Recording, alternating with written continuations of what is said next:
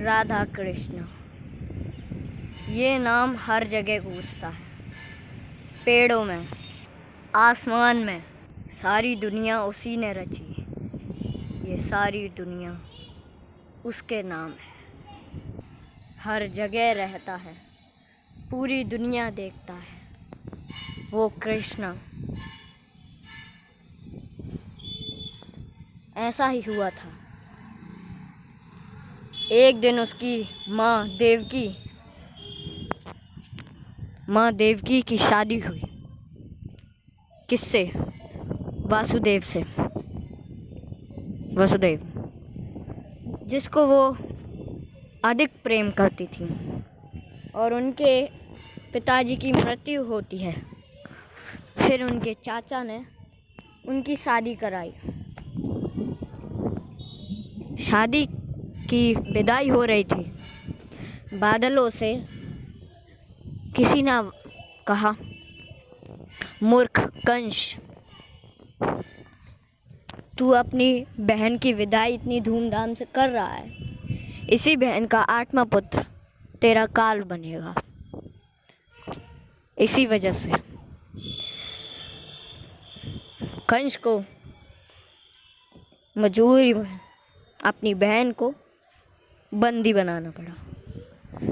बंदी कर ये पूरी दुनिया किसने रची? आपको पता है ना, कृष्ण जी ने। उसका पहला पुत्र होता है वासुदेव। कंस के पास ले जाता है। कंस कहता है, मेरा काल तो 8वां पुत्र है, ये तो तुम्हारा पहला पुत्र है। फिर आते हैं नारायण नारायण करते हुए नारद जी। उन्होंने कहा, भले ही विष्णु जी ने कहा कि तेरी बहन का 8वां पुत्र तेरा काल होगा, लेकिन ये भी तो हो सकता है कि पहला पुत्र भी हो, दूसरा पुत्र भी हो, चौथा पुत्र भी हो, 5वां पुत्र भी हो, 6वां हो, 7वां हो या तीसरा हो। उनके कंस के जो हेल्पर्स थे, यानी कि जो उनकी मदद करते थे, उन्होंने कहा कि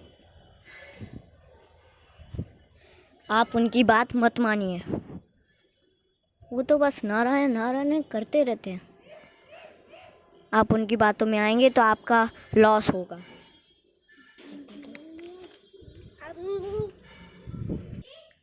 पहले तो कंस ने उनकी सुन तो ली थी, लेकिन फिर नारद जी की बात याद आती है उन्हें।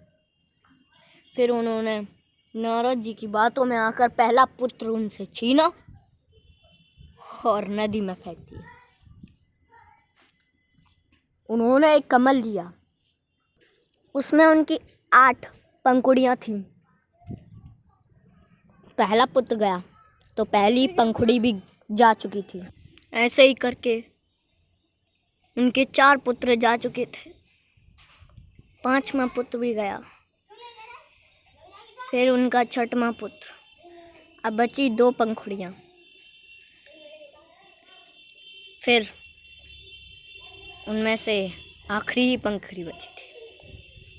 तो चलिए अब आपको दिखाते कि आखिरी पंखुड़ी का क्या हुआ और कैसे हुआ।